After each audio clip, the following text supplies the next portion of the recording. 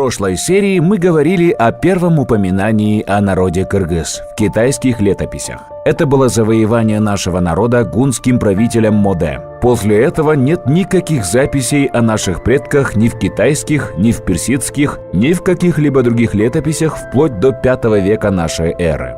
В V веке появляется косвенное упоминание, впервые после столь длительного периода неизвестности. Европу поразил бич Божий – Аттила, предводитель всех тех же гуннов. Он пронесся со своими полчищами от Алтая и до Центральной Европы, не зная поражений. Под натиском Аттилы германские племена были вынуждены переселиться с территории современной России, Кавказа и Украины на запад, на территорию современной Германии.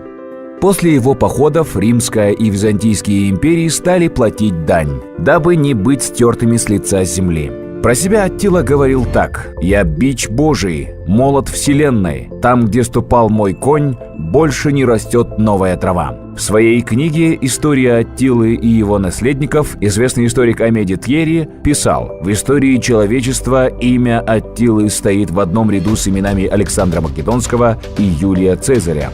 А какая же связь с древними кыргызами? Аттила на знаменитой фреске Делакруа 1810 года нарисован рыжебородым. Вспоминаем о гяньгунях, которые тоже были рыжебородыми. Кроме того, он пришел из Алтая, что было местом проживания древних кыргызов.